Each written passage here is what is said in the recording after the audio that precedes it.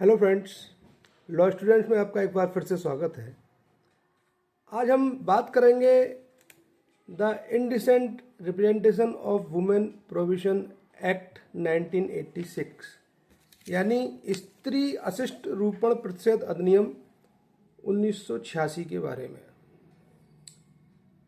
साथियों, ये एक्ट 23 दिसंबर 1986 को इनेक्टमेंट हुआ है इसका, और 29/9/1987 को यह भारत के राजपत्र में प्रकाशित हुआ और 2 अक्टूबर 1987 से यह एक्ट संपूर्ण भारत में लागू किया गया।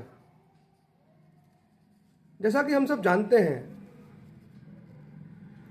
कि हमारा संविधान का नीति निर्देशक तत्व कहते हैं कि ऐसी प्रथाओं का त्याग करें जो स्त्रियों के सम्मान और गरिमा के विरुद्ध हो। कहा भी गया, यत्र नार्यस्तु पूज्यन्ते रमन्ते तत्र देवता, जहां नारियों का सम्मान होता है वहां देवता निवास करते हैं। इस एक्ट को बनाने का जो उद्देश्य है वो ये है कि किसी भी माध्यम से जो स्त्री है उसका अशिष्ट रूपण नहीं किया जाए, यानी उसका इनडिसेंट रिप्रेजेंटेशन आप किसी भी माध्यम से नहीं कर सकते हैं। उस पर यह अधिनियम प्रतिबंध लगाता है। इस एक्ट की उद्देशिका में दिया गया है कि विज्ञापनों के माध्यम से या कोई भी पब्लिकेशन, कोई आर्टिकल, कोई पेंटिंग्स, कोई आकृति या किसी भी अन्य रीति से, यानी किसी भी अन्य तरीके से स्त्रियों के इनडिसेंट रिप्रेजेंटेशन को प्रतिषेध करने और उससे संबंधित विषयों के लिए यह अधिनियम बनाया गया है। यानी आप ना तो पब्लिकेशन के माध्यम से, ना विज्ञापन के माध्यम से, ना आर्टिकल से, ना पेंटिंग या किसी भी अन्य तरीके से स्त्री का अशिष्ट प्रतिरूपण नहीं कर सकते, ऐसा रूपण नहीं कर सकते जो स्त्री की गरिमा के विरुद्ध है और स्त्रियों को अशिष्ट रूप से दर्शाता है। इस एक्ट में कुल 10 सेक्शन है, जिसका पहला जो सेक्शन है इसमें शॉर्ट टाइटल और एक्सटेंट के बारे में बताया गया है। दूसरे में आपका डेफिनेशन है इसकी। तीसरे में यह ऐसे विज्ञापन, तीसरे सेक्शन में ऐसे विज्ञापनों का प्रतिषेध करता है जो वुमेन का इनडिसेंट रिप्रेजेंटेशन करते हैं। इसके अलावा कोई भी प्रोडक्शन, पब्लिकेशन, डिस्ट्रीब्यूशन किसी भी चीज, ऐसी चीज का नहीं किया जाएगा जिसमें स्त्रियों का अशिष्ट रूपण है। और किन चीजों को इससे छूट दी गई है वो सेक्शन 4 में बताया गया है। सेक्शन 5 में आप पढ़ेंगे सीजर करना, एंटर करना किसी स्थान में, उसकी पावर्स किन अधिकारियों को वो बताया गया है। सेक्शन 6 में पेनल्टी है। सेक्शन 7 में ऑफेंस बाई कंपनीज है। सेक्शन 8 में इस अधिनियम के तहत जो क्राइम है उनकी नेचर क्या है वह बताया गया है। सेक्शन 9 में उन अधिकारियों को जो गुड फेथ में काम करते हैं उन्हें छूट दी गई है। इसके अलावा power to make rules section 10 में बताया गया है। अब हम समझते हैं कि इसका जो पहला जो सेक्शन है वो कहता है short title, extend and commencement. यानी इसका शॉर्ट टाइटल क्या है? This act may be called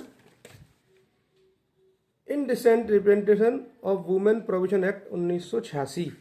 इस अधिनियम का नाम स्त्री अशिष्ट रूपण प्रतिषेध अधिनियम 1986 है। इसका जो विस्तार है वह संपूर्ण भारत पर है। पहले इसका विस्तार जम्मू कश्मीर के सिवाय संपूर्ण भारत पर था, लेकिन वर्तमान में जम्मू कश्मीर सबको हटा दिया गया है और it extends to whole of India. संपूर्ण भारत पर इसका इनेक्टमेंट किया गया है, यह लागू है संपूर्ण भारत में। यह उस तारीख को लागू होगा जिसको गवर्नमेंट राजपत्र में अधिसूचना के द्वारा नियत करे। वो मैं आपको बता चुका हूं कि 2 अक्टूबर 1987 को यह एक्ट लागू हुआ तथा इसका गजट नोटिफिकेशन जो है वो 29/9/1987 को हुआ था। सेक्शन 2 में डेफिनेशन दी गई है। सेक्शन 2A में विज्ञापन की डेफिनेशन है। एडवर्टाइजमेंट इसके अंतर्गत कोई भी सूचना, एनी नोटिस, कोई सर्कुलर, कोई लेबल, कोई रैपर या अन्य कोई डॉक्यूमेंट जिसके अंतर्गत लाइट या साउंड या धुएं या गैस के माध्यम से किसी भी प्रकार से कोई दृश्य रूपण किया गया है, वह इसके विज्ञापन शब्द के अंतर्गत आता है। डिस्ट्रीब्यूशन के अंतर्गत चाहे नमूने के तौर पर, चाहे मुफ्त, चाहे पैसे से, किसी भी प्रकार से आप डिस्ट्रीब्यूशन करते हो, वह डिस्ट्रीब्यूशन में आता है। इसका जो सेक्शन 2C है उसमें इनडिसेंट रिप्रेजेंटेशन ऑफ वुमेन की डेफिनेशन दी गई है, यानी स्त्री के अशिष्ट रूपण की डेफिनेशन दी गई है। इसमें बताया गया है कि स्त्री की आकृति, उसके रूप या शरीर के किसी अंग का किसी ऐसी रीति से ऐसे रूप में चित्रण करना जिसका प्रभाव अशिष्ट है। Indecent representation of women means the depiction in any manner of the figure of a women, her form or body or any part thereof in such a way to have the effect of being indecent. यानी स्त्री के अशिष्ट रूपण से क्या है, आप तो चाहे स्त्री के फिगर का या उसके शरीर का या उसके किसी अंग का किसी भी ऐसी रीति में ऐसे रूप में चित्रण कर रहे हैं जिसका इफेक्ट क्या है, इंडिसेंट है, अशिष्ट है, गलत है, लोगों को भ्रष्ट करने वाला है, या जो स्त्रियों के लिए अपमानजनक है, उनका डिसऑनर करता है, निंदा किए जाना योग्य है, निंदनीय है, अथवा जिससे लोक नैतिकता या नैतिक आचार के विकृत, भ्रष्ट या क्षति होने की संभावना है। यानी जो करप्ट करता है लोगों को या पब्लिक मोरलिटी को क्षति पहुंचाता है, जिससे लोगों के भ्रष्ट होने की संभावना है। तो कहने का मतलब क्या है, किसी भी माध्यम से आप स्त्री का अशिष्ट चित्रण करते हैं, उसका रूपण करते हैं, या उसकी बॉडी का या उसके फिगर का या उसके बॉडी के किसी भी पार्ट का जिसका इफेक्ट क्या है, अशिष्ट है, गलत है, जिसको समाज गलत निगाह से देखता है, गलत समझता है उसको,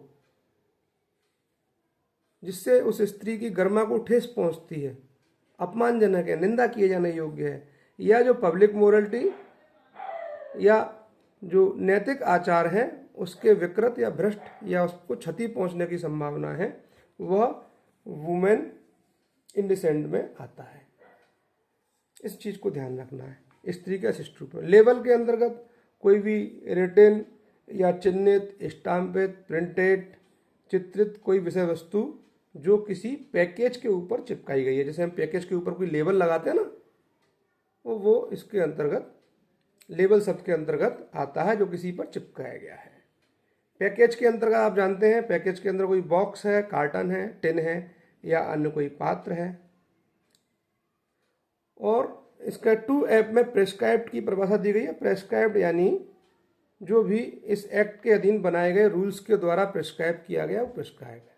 तो इसके 2A में एडवर्टाइजमेंट की डेफिनेशन है, 2B में डिस्ट्रीब्यूशन, 2C में स्त्री का अशिष्ट रूपण यानी इंडिसेंट रिप्रेजेंटेशन, 2D में लेबल, 2E में पैकेज और 2F में प्रिस्क्राइब्ड शब्द की डेफिनेशन दी गई। इसका जो सेक्शन 3 है वो provision of advertisement containing indecent representation of women, यानी जो ऐसे एडवर्टाइजमेंट, ऐसे विज्ञापन जिसमें स्त्रियों का अशिष्ट रूपण किया गया है, उस पर सेक्शन 3 प्रतिबंध लगाता है, प्रोहिबिट करता है। और स्पष्ट रूप से यह सेक्शन कहता है कि no person shall publish or cause to be published, to arrange or take part in the publication or exhibition of any advertisement which contains indecent representation of women in any form। यानी कोई भी व्यक्ति किसी भी ऐसे विज्ञापन का जिसमें किसी भी प्रकार से वुमेन का इंडिसेंट रिप्रेजेंटेशन है, अशिष्ट रूपण किया गया है, उसको पब्लिश नहीं करेगा, ना ही पब्लिश कराएगा।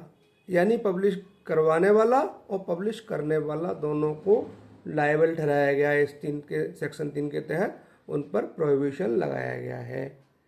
इसके अलावा ऐसे पब्लिकेशन या प्रदर्शन की व्यवस्था भी नहीं करेंगे मान लीजिए किसी ने पब्लिकेशन किया, किसी ने उसको पब्लिश कराया, अब उस पब्लिकेशन को आप प्रदर्शन नहीं कर सकते, उसका एग्जीबिशन नहीं लगा सकते। जो व्यक्ति उनका एग्जीबिशन लगाता है, प्रदर्शन करता है, वह भी जिम्मेदार है, प्रदर्शन की व्यवस्था नहीं करेगा। इसके अलावा कोई भी व्यक्ति उस एग्जीबिशन में पार्टिसिपेट भी नहीं करेगा।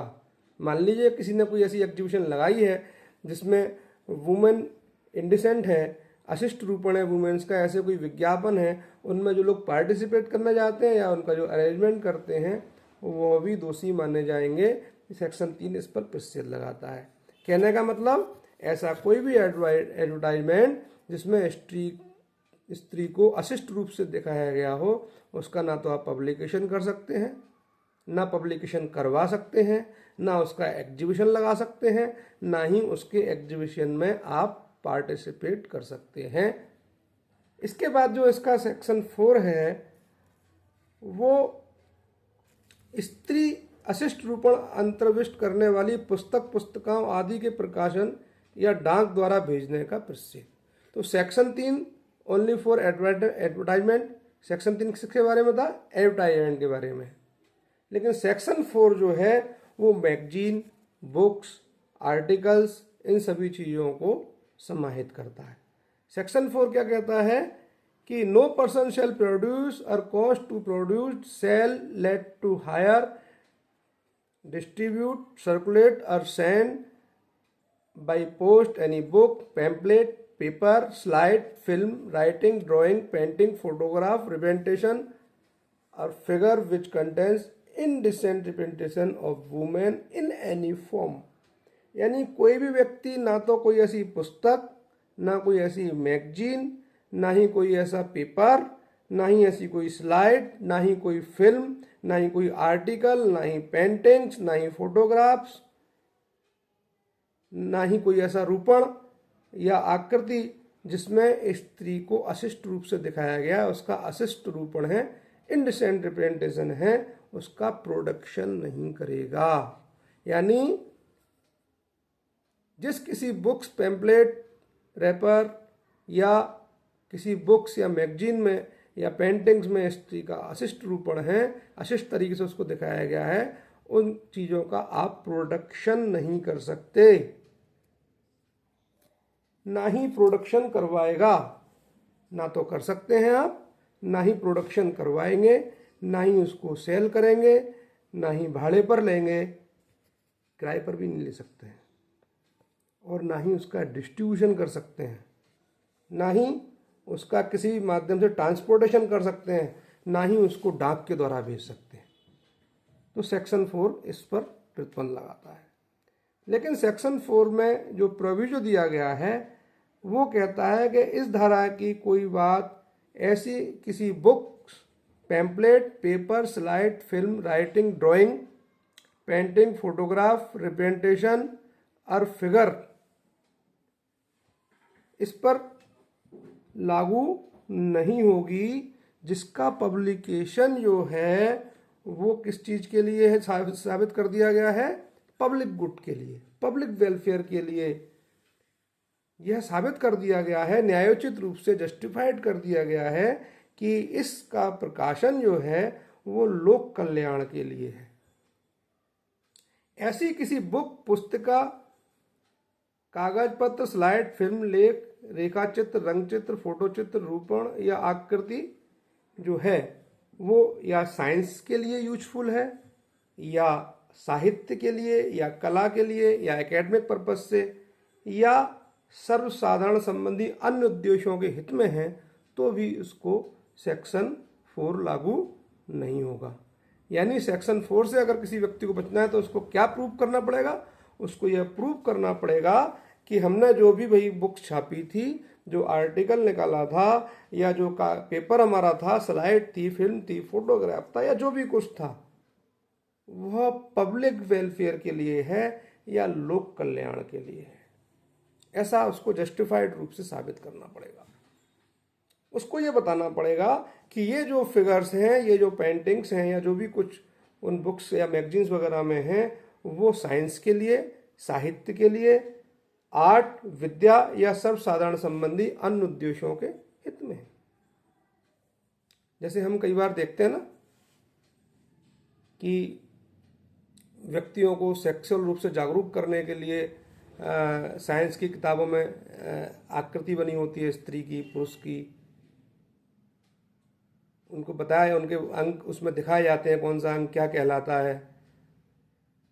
तो वो साइंस की किताबों में अगर ऐसी आकृति, ऐसे फिगर्स दिए हुए हैं तो वो उसको ये लागू नहीं होगा। या किसी आर्ट की बुक में है या साहित्यिक किसी किताब में है, उसका पर्पज मात्र साहित्यिक या आर्ट संबंधी है या शिक्षा संबंधी है, तो फिर उसको सेक्शन 4 लागू नहीं होगा। इसके अलावा सेक्शन 4A का जो सेकेंड प्रोविजो है वो कहता है कि जो सद्भावना पूर्वक धार्मिक प्रयोजनों के लिए रखी या उपयोग में लाई जाने वाली पुस्तकें, मैगजीन्स या कोई भी पेपर्स वगैरह या स्लाइड या फिल्म, कोई भी चीज़ है, अगर वो बोनाफाइडली रिलीजियस पर्पज के लिए रखी गई हैं या उसके लिए यूज में लाई जाती हैं तो उसको भी ये एक्ट लागू नहीं होगा, सेक्शन 4 उसको लागू नहीं होगा। इसके अलावा ये जो आपका सेक्शन 4 है वो ऐसे किसी रिप्रेजेंटेशन को भी लागू नहीं होगा, ऐसे किसी रूपण को भी लागू नहीं होगा जो किसी प्राचीन संस्मारक तथा पुरातत्व स्थल और अवशेष अधिनियम के अर्थ में किसी प्राचीन संस्मारक पर या उसमें दिया गया है।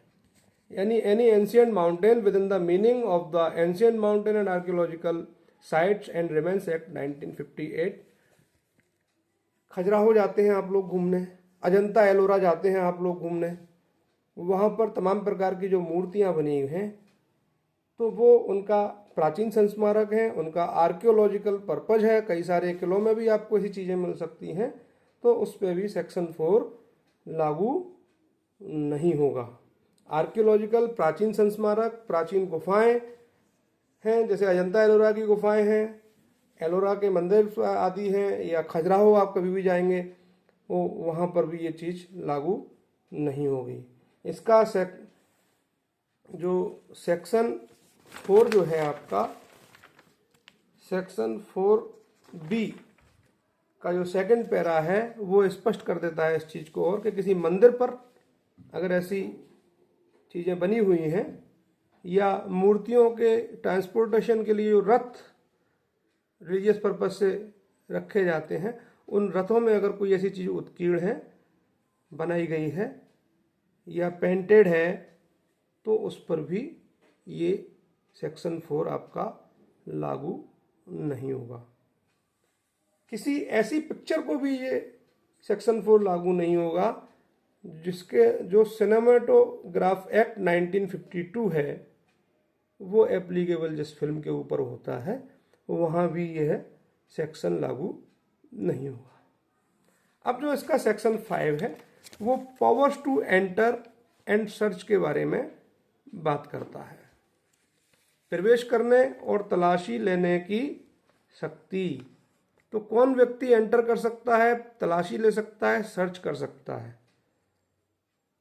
तो जहाँ कहीं भी यह शंका होती है कि इस स्थान में कोई ऐसी पुस्तक, पुस्तिका, कागज, सीडी या कोई भी चीज़ें ऐसी हैं जो इस एक्ट के उल्लंघन में है, तो स्टेट गवर्नमेंट द्वारा अथॉराइज किया गया गजेटेड ऑफिसर, राजपत्रित अधिकारी, जिसकी सीमाओं के भीतर वह स्थान आता है, अगर उसके पास यह विश्वास करने का कारण है कि इस अधिनियम के उल्लंघन में कोई चीज़ें हैं या इस अधिनियम के तहत कोई अपराध किया जा रहा है किसी स्थान में, तो वो ऐसी सहायता के साथ जैसा वो उचित समझे उस स्थान पर प्रवेश कर सकेगा,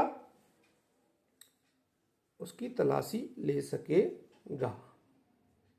इसमें क्या वर्ड आया? रीजन टू बिलीव, उसे विश्वास करने का कारण है कि वहां ऐसे कुछ हो रहा है जो इस एक्ट के उल्लंघन में किया जा रहा है, कोई अपराध किया जा रहा है। क्या वर्ड आया है? Enter and search at all reasonable times. Time भी क्या दिया गया है उसमें? उचित टाइम। तो टाइम भी उचित होना चाहिए। ऐसा नहीं आप कभी भी प्रवेश कर जाओ। किसी घर में कोई महिला रहती है और वापस रात को 2 बजे प्रवेश करे जा रहे हो, तो ये सब चीज़ें ध्यान रखने वाली हैं। आप उचित समय पर प्रवेश करेंगे। अब आपने मान लीजिए सर्च कर ली, तलाशी ले ली। अब वहाँ पर आपको कोई ऐसा एडवर्टाइजमेंट या ऐसी कोई बुक, ऐसी कोई मैगजीन या ऐसा कोई पेपर, स्लाइड, कोई फिल्म, कोई आर्टिकल, कोई रेखा चित्र, कोई रंग चित्र, कोई फोटोग्राफ्स, रूपण या कोई आकृति आपको वहाँ पर मिलती है, तो आप ऐसा अधिकारी उसको सीज कर सकेगा अगर उस अधिकारी के पास यह विश्वास करने का कारण है, रीजन टू बिलीव है कि वह चीज़ें जो हैं वह इस एक्ट के प्रावधानों का उल्लंघन करती हैं।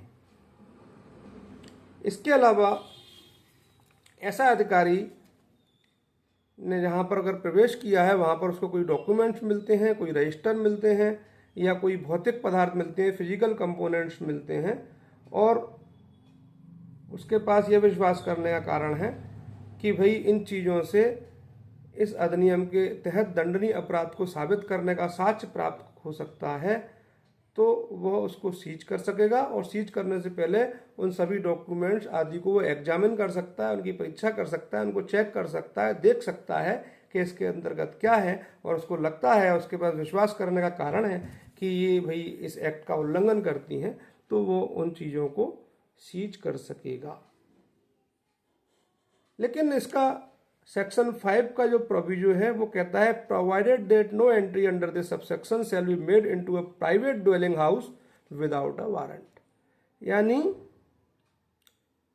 जो प्राइवेट निवास गृह है किसी व्यक्ति का, उसमें एंट्री अगर आपको करना है तो वह गिरफ्तारी वारंट के बिना नहीं की जाएगी।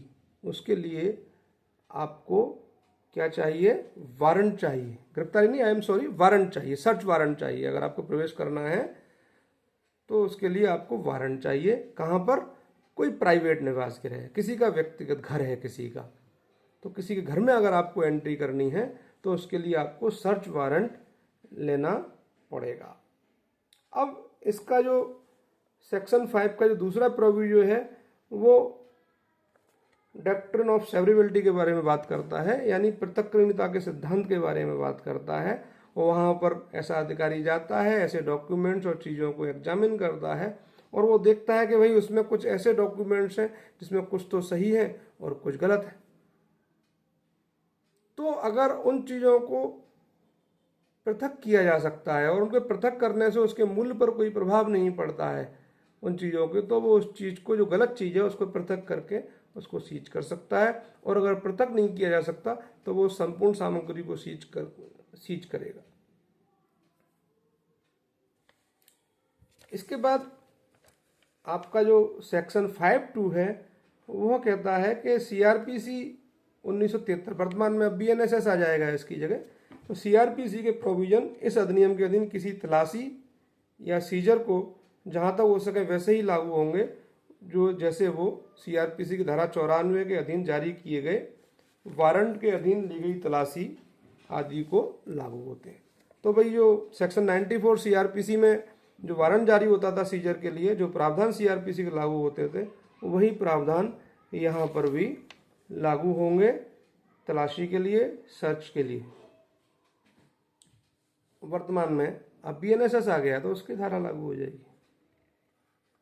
इसके अलावा इसका जो सेक्शन 5(3) है वह बताता है कि जहाँ कोई व्यक्ति सब सेक्शन 1 के बी या सी के अधीन किसी वस्तु को सीज करता है, वहाँ वो यथाशक्य शीघ्र निकटतम मजिस्ट्रेट को इसकी इत्तला देगा और उस वस्तु की अवरक्षा के संबंध में उससे आदेश प्राप्त करेगा।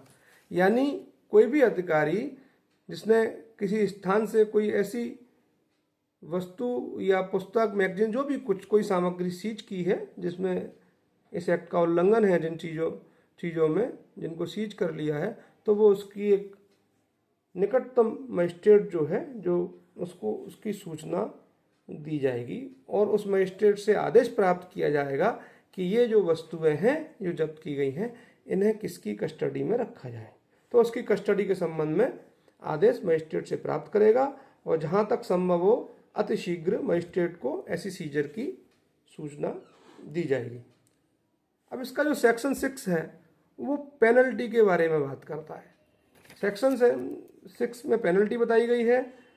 धारा 3 या 4 के प्रावधानों का कोई उल्लंघन करेगा तो पहली बार अगर उसका कन्विक्शन हो रहा है, पहली बार उसने अपराध किया है, तो दोनों में से किसी भी तरह का यानी सादा या कठोर 2 वर्ष तक का कारावास हो सकेगा और जुर्माने से जो 2000 रुपये तक का हो सकेगा। यानी अगर आपसे प्रश्न पूछा जाए कि सेक्शन 3 और 4 के उल्लंघन का दंड किस धारा में है, तो वो सेक्शन 6 में है। तो सेक्शन 6 क्या कहता है? पहली बार अपराध किया है, प्रथम कन्विक्शन है, तो 2 वर्ष तक का कारावास और 2000 रुपये तक का जुर्माना। दोबारा अगर किसी ने अपराध किया है पश्चातवर्ती दोष सिद्धि की दशा में, यानी दोबारा आप अपराध करते हैं, दूसरी बार अगर सजा दी जा रही है किसी व्यक्ति को, तो वो 6 महीने से कम नहीं होगी, लेकिन 5 वर्ष तक हो सकेगी, और जुर्माना भी जो 10,000 रुपये से कम नहीं होगा, लेकिन 1 लाख रुपये तक हो सकता है। तो ये चीज़ ध्यान रखने वाली है कि पहली बार अगर कन्विक्शन हो रहा है तो कितना सजा? 2 वर्ष तक का सजा, जो सादा या कठोर कैसा भी हो सकता है, या 2000 रुपये तक का जुर्माना। दोबारा अपराध करता है व्यक्ति तो फिर उसको 5 साल तक की सज़ा हो सकती है, लेकिन वो सज़ा 6 महीने से कम तो नहीं होगी, 6 महीने से ज़्यादा होगी, या 6 माह भी हो सकती है, लेकिन 6 माह से कम नहीं होगी, और 5 साल तक वो दे सकता है, 5 साल से ज़्यादा नहीं होगी। जो जुर्माना है वह 10,000 रुपये से कम नहीं होगा, किंतु 1 लाख रुपये तक का हो सकता है। अब सेक्शन 7 कंपनियों द्वारा अपराध की बात करता है। मान लीजिए इस एक्ट के तहत कोई अपराध अगर किसी कंपनी ने किया है, तो उस अपराध को किए जाते समय जो भी उस कंपनी का भार साधक है, इंचार्ज है, उस कंपनी का डायरेक्टर है, उसके निर्देशक हैं, उनको इस एक्ट के तहत कन्विक्ट किया जा सकता है। कंपनी द्वारा कोई अपराध किया गया है तो कोई भी व्यक्ति जो उस समय उस कंपनी के संचालन के लिए उस कंपनी का भार साधक था, उसके संचालन के उत्तरदायी था, और साथ ही साथ वह कंपनी भी दोषी समझी जाएगी, और वह कंपनी और उसके जो भार साधक जो लोग हैं वो दंड के पात्र होंगे। लेकिन इस धारा में जो सेक्शन 7 जो है, किसी ऐसे व्यक्ति को दंडित नहीं करेगी जो ये प्रूफ कर देता है कि भाई अपराध उसकी जानकारी के बिना किया गया था और उसने उस अपराध को, ऐसे अपराध को रोकने के लिए, उसका निवारण करने के लिए सम्यक तत्परता बरती थी। अब कई बार क्या होता है, बहुत बड़ी बड़ी कंपनीज होती हैं, अब मान लीजिए उसके कुछ कर्मचारियों ने कोई अपराध कर दिया और कुछ कंपनी का जो बॉस है उसको मालूम ही नहीं है, उसने बाकायदा सबको बता भी रखा है कि भैया इस प्रकार का कोई भी काम हमारी कंपनी में नहीं किया जाएगा, लेकिन उसके बाद भी अगर लोग ऐसा करते हैं और वो ये साबित कर देता है कि मैंने तो भाई पूरा प्रयास किया था, लेकिन इसको बर्डन ऑफ प्रूफ उसी व्यक्ति के ऊपर है, उसी व्यक्ति के ऊपर है, उसको ही साबित करना पड़ेगा कि उसकी जानकारी के बिना यह अपराध हुआ है, तभी वो बच पाएगा। हमको नहीं साबित करना, हम तो बता देंगे कि भैया ये सामग्री छापी गई है, प्रोसिक्यूशन तो बता देगा ये सामग्री छापी गई, उस समय ये व्यक्ति इसके पार्टनर थे इस कंपनी के, ये इसके भागीदार थे, इसके प्रबंधक थे। अब प्रूफ करने का भार उसी व्यक्ति के ऊपर है जो ये कहता है कि मेरी जानकारी में नहीं था और मैंने तो इस अपराध को रोकने के लिए पूरी सावधानी बरती थी। अब मान लीजिए कंपनी द्वारा कोई अपराध किया गया है और यह प्रूव हो जाता है कि वह अपराध कंपनी के जो डायरेक्टर हैं, जो मैनेजर हैं, सेक्रेटरी हैं या अन्य अधिकारी की कंसेंट से अपराध किया गया है, या उनकी मौनानुकूलता से किया गया है, या उनकी नेग्लिजेंस के कारण किया जा सकता है, वहाँ ऐसे निर्देशक, डायरेक्टर, सेक्रेटरी या अन्य अधिकारी के विरुद्ध कार्रवाई की जाएगी, उन्हें दंडित किया। यानी जो कंपनी के जो अधिकारी हैं, जो उसके डायरेक्टर हैं, मैनेजर हैं, सेक्रेटरी हैं या अन्य पदाधिकारी हैं, अगर यह प्रूव कर देता है प्रोसिक्यूशन कि भैया ये अपराध इनकी कंसेंट से हुआ था, तो कंपनी के साथ साथ ये लोग भी दंडित किए जाएंगे। या इनकी नेग्लिजेंस के कारण माना जा सकता है, वहाँ भी इनको दंडित किया जाएगा।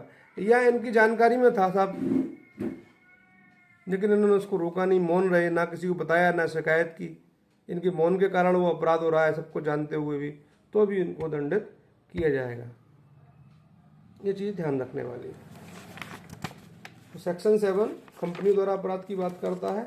कंपनी से मतलब क्या है आपका? कंपनी से कोई भी निगमित निकाय आता है और फर्म वगैरह भी इसके अंतर्गत या एसोसिएशन भी इसके अंतर्गत आती हैं, और फर्म के डायरेक्टर से में उसका फर्म का पार्टनर भी आता है। अब सेक्शन 8 ये बताता है कि इस अधिनियम के तहत जो भी अपराध हैं वो कॉग्निजेबल ऑफेंस माने जाएंगे, और 8(2) ये बताता है कि ये कॉग्निजेबल ऑफेंस है 8(2), और 8(1) बताता है कि बेलेबल ऑफेंस है। इसमें कहा गया है कि दंड प्रक्रिया संहिता में किसी बात के होते हुए भी इस अधिनियम के तहत जो अपराध हैं वो कैसे हैं? बेलेबल ऑफेंस है। सेक्शन 8(2) बताता है कि इस एक्ट के जो अपराध है वो संज्ञेय अपराध है। तो ये ध्यान रखने वाली बात है, इस एक्ट के जो अपराध है वो कैसे हैं? बेलेबल है और कॉग्निजेबल है।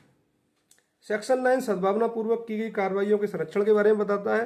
किसी अधिकारी ने अगर कोई बोनाफाइडली कोई एंटर किया है, कोई सीजर किया है, कोई कार्रवाई की है और उसका कोई मेलाफाइड इंटेंशन नहीं है, तो उसके तहत कोई भी प्रोसिक्यूशन नहीं किया जाएगा, कोई उसके खिलाफ कार्रवाई नहीं की जाएगी। सेक्शन 10 नियम बनाने की शक्ति के बारे में बताता है। तो सेक्शन 10 के अनुसार जो रूल्स बनाने का जो पावर्स है वो सेंट्रल गवर्नमेंट को है।